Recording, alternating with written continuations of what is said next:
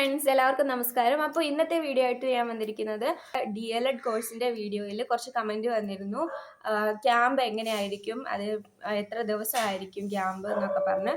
അപ്പോൾ ക്യാമ്പിനെ കുറിച്ചും ടൂറിനെ കുറിച്ചും ഒക്കെ പറയാനാണ് ഇന്നത്തെ വീഡിയോ ചെയ്യുന്നത്.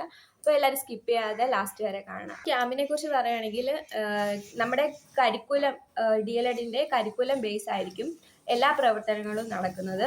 അപ്പോൾ കരിക്കുലത്തിൽ എന്നാണോ ക്യാമ്പും ടൂറും ഒക്കെ നടത്താൻ പറഞ്ഞിട്ടുള്ളത് അപ്പോഴായിരിക്കും അത് നടക്കുന്നത്. സെക്കൻഡ് സെമ്മിലാണ് ക്യാമ്പും ടൂറും നടക്കുന്നത്. സ്കൂള് പോലെ തന്നെ നമുക്ക് 2 മാസം വെക്കേഷൻ ഉണ്ട്, സമ്മർ വെക്കേഷൻ, ഏപ്രിൽ മെയ്യിൽ. അത് ആ സമയത്തായിരിക്കും നമ്മുടെ ക്യാമ്പും ടൂറും നടക്കുന്നത്. ക്യാമ്പും ടൂറും എന്ന് പറയുന്നത് മസ്റ്റായിട്ടും പോകേണ്ട 2 കാര്യങ്ങളാണ്. അതിന് പോയില്ലെങ്കിൽ നമുക്ക് DLED സർട്ടിഫിക്കറ്റ് കിട്ടില്ല. അപ്പോൾ നമ്മുടെ ക്യാമ്പ് വരുന്നത് 15 ദിവസമാണ്. 15 ദിവസം നമ്മൾ നമ്മുടെ അറ്റൻഡൻസ് വേണം. അറ്റൻഡൻസ് ഇല്ലെങ്കിൽ അടുത്ത വർഷം നമ്മുടെ ജൂനിയേഴ്സിൻ്റെ കൂടെ ക്യാമ്പ് പൂർത്തീകരിച്ചാൽ മാത്രമേ നമ്മുടെ സർട്ടിഫിക്കറ്റ് കിട്ടുകയുള്ളൂ. ഇതിന് മുമ്പ് നമ്മളെ പല ഗ്രൂപ്പായിട്ട് തിരിക്കും. ഫുഡ് ഗ്രൂപ്പ്, പിന്നെ ഫിനാൻസ് ഗ്രൂപ്പ്, വിദ്യാഭ്യാസവും സാംസ്കാരികവും group, health and hygiene group, പിന്നെ അഗ്രികൾച്ചർ ഗ്രൂപ്പ്. ഈ 5 ഗ്രൂപ്പായിട്ടായിരുന്നു ഞങ്ങളെ തിരിച്ചിട്ടുണ്ടായിരുന്നത്. അപ്പോൾ ആ ഗ്രൂപ്പുകളുടെ അടിസ്ഥാനത്തിലായിരിക്കും നമ്മൾ പ്രവർത്തനങ്ങളൊക്കെ ചെയ്യുന്നത്. അപ്പോൾ ഈ ഗ്രൂപ്പിനെല്ലാം ഓരോ ലീഡർ കാണും, ലീഡറിനെ തിരഞ്ഞെടുക്കും. പിന്നെ ക്യാമ്പ് കൺവീനേഴ്സ് കാണും, അത് 2 പേരായിരിക്കും. അങ്ങനെ ആദ്യമേ തിരഞ്ഞെടുത്ത് ക്യാമ്പിന് മുമ്പ് വേണ്ടുന്ന പ്ലാനിങ്സ് ഒക്കെ ഉണ്ടല്ലോ, അതെല്ലാം ചെയ്യും. അപ്പോൾ ഈ ഗ്രൂപ്പ് തന്നെ അല്ലായിരിക്കും നമ്മൾ 15 ദിവസവും മാറി മാറി വരും, എല്ലാ ഗ്രൂപ്പുകളും ആകും. അപ്പോൾ ആദ്യം നമ്മൾ ഫിനാൻസ് ഗ്രൂപ്പ് ആണെങ്കിൽ രണ്ടാമത് ഓർഡർ കാണും ഓരോ ഗ്രൂപ്പിനും. അപ്പോൾ ആ ഓർഡറിലായിരിക്കും പോകുന്നത്. ആദ്യത്തെ 3 ദിവസം നമ്മൾ ഫിനാൻസ് ഗ്രൂപ്പ് ആണെങ്കിൽ പിന്നെ അടുത്ത 3 ദിവസം നമ്മൾ ഫുഡ് ഗ്രൂപ്പ് ആയിരിക്കും. അടുത്ത 3 ദിവസം നമ്മൾ അഗ്രികൾച്ചർ ഗ്രൂപ്പ് ആയിരിക്കും. അങ്ങനെ പോകും. അപ്പോൾ നമ്മൾ ആ 5 ഗ്രൂപ്പും നമ്മൾ കവർ ചെയ്തായിരിക്കും പോകുന്നത്. അപ്പോൾ ഈ 3 ദിവസം കൂടിയിരിക്കുമ്പോൾ നമ്മൾ ഈ പ്രവർത്തനങ്ങളെല്ലാം മാറിക്കൊണ്ടിരിക്കും, നമ്മുടെ പ്രവർത്തനങ്ങൾ. അപ്പോൾ ഫിനാൻസ് ഗ്രൂപ്പ് ആണെങ്കിൽ ഫിനാൻസ് ഗ്രൂപ്പിലുള്ളവർക്ക് ചെയ്യേണ്ട കാര്യങ്ങൾ, ബാക്കി ഗ്രൂപ്പുകൾക്ക് ആവശ്യമായ സാധനങ്ങളെല്ലാം കടയിൽ നിന്നും വാങ്ങിക്കൊണ്ട് കൊടുക്കുക. പിന്നെ കണക്കുകളെല്ലാം കൃത്യമായിട്ട് എഴുതി സൂക്ഷിക്കുക. ഇതാണ് ഫിനാൻസ് ഗ്രൂപ്പ് ചെയ്യേണ്ട കാര്യങ്ങൾ. പിന്നെ ഫുഡ് ഗ്രൂപ്പ് ചെയ്യേണ്ടത് കൃത്യസമയത്ത് ഭക്ഷണം പാകം ചെയ്ത് വെക്കുക. വേണ്ടുന്ന സാധനങ്ങളുടെ ലിസ്റ്റ് എല്ലാം ഫിനാൻസ് ഗ്രൂപ്പിന് കൃത്യസമയത്ത് തന്നെ കൈമാറുക. ഇത്രയാണ് ഫുഡ് ഗ്രൂപ്പ് ചെയ്യേണ്ടത്. പിന്നെ വിദ്യാഭ്യാസവും സാംസ്കാരികവും എന്ന് പറഞ്ഞ ഗ്രൂപ്പ് ചെയ്യേണ്ടത് എല്ലാ കാര്യങ്ങളും. ഇപ്പോൾ ക്യാമ്പിനിടയിൽ നമുക്ക് ഓരോ ക്ലാസ്സുകൾ കാണും, എല്ലാ ദിവസവും ക്ലാസ് കാണും. അപ്പോൾ ആ ക്ലാസ് എടുക്കാൻ വരുന്ന ടീച്ചേഴ്സിനെ നമ്മൾ തലേ ദിവസം തന്നെ വിളിച്ച് വരുമെന്ന് ഉറപ്പ് വരുത്തുക. അവർ വരുമ്പോൾ അവർക്ക് വേണ്ടുന്ന കാര്യങ്ങളെല്ലാം ചെയ്യുക. നമ്മുടെ വീട്ടിൽ നിന്ന് രക്ഷിതാക്കളൊക്കെ നമ്മളെ ക്യാമ്പിൻ്റെ സമയത്ത് കാണാൻ വരും.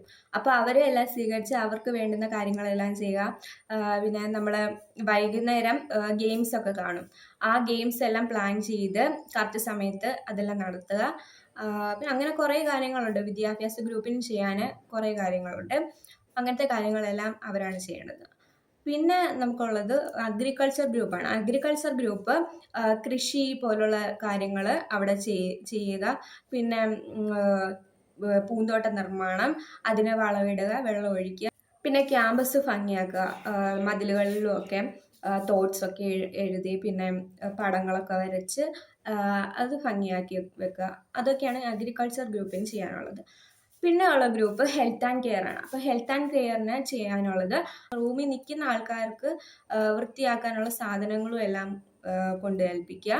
ബാത്റൂമുകളെല്ലാം വൃത്തിയാണോ എന്ന് ചെക്ക് ചെയ്യുക, അല്ലെങ്കിൽ അതെല്ലാം വൃത്തിയാക്കുക. പിന്നെ പരിസരം വൃത്തിയാക്കുക, അങ്ങനെയുള്ള കാര്യങ്ങളും. പിന്നെ ആർക്കെങ്കിലും വയ്യാതെ വന്നാൽ മരുന്നുകൾ എത്തിച്ചു കൊടുക്കുക, അവരെ ആശുപത്രിയിൽ കൊണ്ടുപോവുക. ഇതൊക്കെയാണ് ഹെൽത്ത് ആൻഡ് കെയറിന് ചെയ്യാനുള്ള കാര്യങ്ങൾ. പിന്നെ ഈ ഗ്രൂപ്പിൻ്റെ ലീഡേഴ്സ് മാറി മാറി വരും. ഇപ്പോൾ ആദ്യം ഫിനാൻസ് ഗ്രൂപ്പിന് ഒരു ലീഡർ ഉണ്ടായിരുന്നെങ്കിൽ അടുത്ത ഗ്രൂപ്പ് ആകുമ്പോൾ അത് വേറൊരു ലീഡർ ഏറ്റെടുക്കും. ഫിനാൻസ് ഗ്രൂപ്പ് അല്ല ഫുഡ് ഗ്രൂപ്പ് ആകുമ്പോൾ ഫുഡ് ഗ്രൂപ്പിന് വേറൊരു ലീഡർ ആയിരിക്കും ആ ഗ്രൂപ്പിൽ നിന്നുണ്ടാകുക. അപ്പോൾ അങ്ങനെ ആയിരിക്കും പോകുന്നത്. അപ്പോൾ ആ ലീഡേഴ്സിനൊരു ഡയറി കാണും. ആ അന്നത്തെ ദിവസം ആ ഗ്രൂപ്പിൻ്റെ പ്രവർത്തനങ്ങൾ എങ്ങനെയൊക്കെയാണ് ചെയ്തത്, എന്തൊക്കെയാണ് അതിൽ നിന്നും കിട്ടിയ ഗുണങ്ങൾ എന്നൊക്കെ എഴുതാനുള്ള ഒരു ഡയറി കാണും. അതിനകത്ത് എല്ലാ ദിവസത്തെയും ലീഡേഴ്സ് അത് എഴുതി വെക്കണം. എന്നിട്ട് അത് ലാസ്റ്റ് ക്യാമ്പ് കഴിയാൻ നേരം സബ്മിറ്റ് ചെയ്യണം. അല്ലാതെ നമുക്ക് ഇൻഡിവിജ്വലായിട്ട് ഒരു ഡയറി കാണും. അപ്പോൾ നമുക്ക് ഇപ്പോൾ ക്ലാസ്സൊക്കെ ഉണ്ടല്ലോ, ക്ലാസ്സിൽ നിന്ന് എന്ത് ഗുണങ്ങളാണ് കിട്ടിയത്, അപ്പോൾ റിഫ്ലക്ഷനും അതേപോലത്തെ കാര്യങ്ങളും പിന്നെ രാവിലെ എണീറ്റ് തൊട്ട് കിടക്കാൻ നേരം വരെയുള്ള കാര്യങ്ങളൊക്കെ എഴുതാനുള്ളൊരു ഡയറി കാണും. അപ്പോൾ 15 ദിവസത്തെ അതിനകത്തിൽ കാണണം. ഓരോ ദിവസവും ടീച്ചേഴ്സ് ചെക്ക് ചെയ്യും. എല്ലാ ദിവസവും അസംബ്ലി കാണും. അസംബ്ലിയിൽ ഈ വിദ്യാഭ്യാസ ഗ്രൂപ്പ് പത്ര പ്രദർശനം ഉണ്ടാവും. തലേദിവസം നടന്ന കാര്യങ്ങളെല്ലാം ക്രോഡീകരിച്ച് അതിൽ ട്രോളും എല്ലാം വരും. അപ്പം നല്ല രസമാണ് പത്രം തയ്യാറാക്കാൻ. അപ്പോൾ അതെല്ലാം വായിക്കാൻ നല്ല രസമാണ്. അപ്പോൾ നമ്മുടെ ക്യാമ്പിൽ നടന്ന കാര്യങ്ങളൊക്കെയാണ് പത്രത്തിൽ എഴുതേണ്ടത്. അങ്ങനെ എഴുതിയിട്ട് പത്രത്തിനൊരു പേരും ഇട്ട് ഡേറ്റൊക്കെ എഴുതി പത്രവാർത്തയൊക്കെ നല്ല ഭംഗിയായിട്ട് എഴുതി അങ്ങനെ പത്രങ്ങൾ പ്രദർശിപ്പിക്കും അസംബ്ലി സമയത്ത്. പിന്നെ അങ്ങനെയൊക്കെയുള്ള പ്രവർത്തനങ്ങളുമൊക്കെ കാണും. കൃത്യസമയം കാണും ഓരോ കാര്യങ്ങളും ചെയ്യേണ്ടത്. രാവിലത്തെ ഭക്ഷണം കഴിക്കേണ്ട ഒരു സമയം കാണും. പിന്നെ ഉച്ചക്കലത്തെ ഭക്ഷണം കഴിക്കേണ്ടത്, അതിനിടയിലുള്ള സംഭവങ്ങൾ ഒക്കെ നടക്കേണ്ട സമയമൊക്കെ കൃത്യമായിട്ടുണ്ടാകും. ആ കൃത്യസമയത്ത് ഭക്ഷ്യ ഗ്രൂപ്പാണെങ്കിൽ എല്ലാം ഫുഡെല്ലാം എത്തിക്കുകയും പിന്നെ വിദ്യാഭ്യാസ ഗ്രൂപ്പ് ക്ലാസ് എല്ലാം അറേഞ്ച് ചെയ്യുകയും എല്ലാം ചെയ്യണം. ഇതൊന്നും കേട്ട് പേടിക്കേണ്ട, ഞങ്ങൾക്ക് ഇതിനെക്കുറിച്ചൊന്നും വലിയ ധാരണയൊന്നും ഇല്ലായിരുന്നു. എന്നിട്ട് ഞങ്ങൾ സക്സസ് ആയിട്ട് ഞങ്ങൾ ക്യാമ്പ് പൂർത്തീകരിച്ചു. ഇപ്പോൾ ക്യാമ്പിന് നമ്മൾ ഫസ്റ്റിലെ ഒരു പേരിടണം. ഞങ്ങളുടെ ക്യാമ്പിൻ്റെ നെയിം സാധന എന്നായിരുന്നു, സാധന 2025. അപ്പോൾ പേരും വേണം, സ്ലോഗണും വേണം. സ്ലോഗൺ ഞങ്ങളുടെ ഒറ്റയ്ക്കല്ല ഒറ്റക്കെട്ടെന്നായിരുന്നു. അപ്പോൾ അതുപോലെ ഞങ്ങൾ ലാസ്റ്റ് വരെ നിന്നു. ഒറ്റയ്ക്കല്ല ഒറ്റക്കെട്ടെന്ന രീതിയിൽ തന്നെ ഞങ്ങൾ 15 ദിവസം സക്സസ്ഫുള്ളി പൂർത്തിയാക്കി. അപ്പോൾ ക്യാമ്പിന് നമ്മൾ ഫസ്റ്റിലെ ഒരു എംബ്ലം ക്രിയേറ്റ് ചെയ്യേണ്ടതുണ്ട്. അപ്പോൾ അത് ക്രിയേറ്റ് ചെയ്യണം. ഞങ്ങളുടേത് ഇതായിരുന്നു. കാണാൻ പറ്റുന്നുണ്ടെന്ന് വിശ്വസിക്കുന്നു. അപ്പോൾ ഇത് ഞങ്ങളുടെ ക്യാമ്പ് ഡയറിയാണ്. നമ്മളിങ്ങനെ ക്രിയേറ്റ് ചെയ്തിട്ട് അതിൽ നമ്മുടെ ക്യാമ്പിൻ്റെ നെയിമും പിന്നെ സ്ലോഗനും എല്ലാം കൊടുത്താണ് ക്രിയേറ്റ് ചെയ്യേണ്ടത്. ഇതാണ് നമ്മൾ ഫ്ലാഗിൽ വെക്കണം. ക്യാമ്പ് തുടങ്ങുന്ന സമയത്ത് നമ്മൾ തുടങ്ങുന്ന ദിവസം ഫ്ലാഗ് ഉയർത്തും. അപ്പോൾ ഫ്ലാഗ് നമ്മൾ നിർമ്മിക്കണം. പിന്നെ ക്യാമ്പിൻ്റെ ഇടയിൽ ഫീൽഡ് ട്രിപ്പൊക്കെ കാണും. ഫീൽഡ് ട്രിപ്പിന് ഞങ്ങൾ പോയത് ആറന്മുള കണ്ണാടി നിർമ്മാണശാലയിലൊക്കെയാണ്. പിന്നെ കൊല്ലത്ത് ഞങ്ങൾ ലൈറ്റ് ഹൗസ് സന്ദർശിക്കാൻ പോയി. പിന്നെ കൊല്ലത്ത് തന്നെ ഞങ്ങൾ 2-3 സ്ഥലങ്ങളിലൊക്കെ പോയി. സാമ്പ്രാണിക്കുടി, പിന്നെ പുവർ ഹോം, പിന്നെ ആറന്മുളയിൽ തന്നെ വാസ്തുവിദ്യാ ഗുരുകുലത്തിൽ പോയിരുന്നു. ക്യാമ്പിൽ എന്നും പാർലമെൻറ്റ് ആക്ടിവിറ്റീസ് കാണും. ഇന്ന് പാർലമെൻറ്റ് ആക്ടിവിറ്റി ആണെങ്കിൽ നാളെ കൾച്ചറൽ ആക്ടിവിറ്റി ആയിരിക്കും. കൾച്ചറൽ ആക്ടിവിറ്റി എന്ന് പറഞ്ഞാൽ പാട്ടും ഡാൻസ് അതേപോലെ തന്നെയുള്ള കാര്യങ്ങളൊക്കെ ചെയ്യുന്നതാണ്. അത് വിദ്യാഭ്യാസ ഗ്രൂപ്പായിരിക്കും അറേഞ്ച് ചെയ്യുന്നത്. ഇപ്പോൾ പാർലമെൻറ്റ് ആക്ടിവിറ്റീസ് എന്ന് പറഞ്ഞാൽ നമ്മുടെ ഓരോ ഗ്രൂപ്പ് ആയിരിക്കുമല്ലോ. അപ്പോൾ ആ ഗ്രൂപ്പിൻ്റെ എല്ലാ ലീഡേഴ്സ് ആയിരിക്കും മന്ത്രിമാരായിട്ടിരിക്കുന്നത്. ഇപ്പോൾ വിദ്യാഭ്യാസ ഗ്രൂപ്പിൽ വിദ്യാഭ്യാസ മന്ത്രി ആയിരിക്കും, പിന്നെ ആരോഗ്യ ഗ്രൂപ്പിൽ ആരോഗ്യമന്ത്രി, ഫുഡ് ഗ്രൂപ്പിൽ ഭക്ഷ്യവകുപ്പ് മന്ത്രി, അങ്ങനെയൊക്കെ ആയിരിക്കും. പിന്നെ ഒരു സ്പീക്കർ കാണും, സെക്രട്ടറി കാണും, പിന്നെ രാഷ്ട്രപതി കാണും, പിന്നെ ബാക്കി ഗ്രൂപ്പ് മെമ്പേഴ്സ് എല്ലാം സഹമന്ത്രിമാരായിരിക്കും, പിന്നെ ഒരു മന്ത്രി കാണും. അങ്ങനെ നമ്മുടെ പാർലമെൻറ്റ് എങ്ങനെയാണോ നടക്കുന്നത് അതേപോലെ ആയിരിക്കും നടക്കുന്നത്. നല്ല രസമാണ്. അപ്പോൾ അടിയൊക്കെ കാണും. ഇന്ന് ഞാനിപ്പോൾ ഫുഡ് ഗ്രൂപ്പ് ആണെങ്കിൽ ഞാൻ ഭക്ഷ്യവകുപ്പ് മന്ത്രിയാണെന്ന് വിചാരിച്ചു. അപ്പോൾ ഞാൻ അതിൽ കൃത്യമായിട്ട് ആഹാരങ്ങൾ കൊടുത്തില്ലെങ്കിൽ, കൃത്യസമയത്ത് നൽകിയില്ലെങ്കിലോ ആ ഭക്ഷണത്തിൽ നിന്നും മുടി കിട്ടിയാലോ അങ്ങനെ കുറേ കുറ്റങ്ങൾ നമ്മൾ കണ്ടുപിടിക്കും. പിന്നെ പ്രതിപക്ഷം കാണും കേട്ടോ. പ്രതിപക്ഷം കൂടുതലും ശ്രദ്ധിക്കും എല്ലാ ഗ്രൂപ്പും ചെയ്യുന്ന പ്രവർത്തനങ്ങൾ എങ്ങനെയാണ്, അതിൽ നിന്ന് കുറ്റം കണ്ടുപിടിക്കും. എന്നിട്ട് വൈകിട്ട് ഈ പാർലമെൻറ്റ് ആക്ടിവിറ്റീസ് നടക്കുമ്പോൾ അതിൽ പ്രതിപക്ഷ നേതാവ് അത് ഉന്നയിച്ച് അങ്ങനെ തർക്കമൊക്കെ ആകും. അതൊക്കെ നല്ല രസമാണ്. അപ്പോൾ നല്ല എക്സ്പീരിയൻസ് ആയിരുന്നു അതിൽ നിന്നൊക്കെ കിട്ടിയത്. പിന്നെ അത് പാർലമെൻറ്റിന് മാത്രമേ കാണുള്ളൂ കേട്ടോ അടി.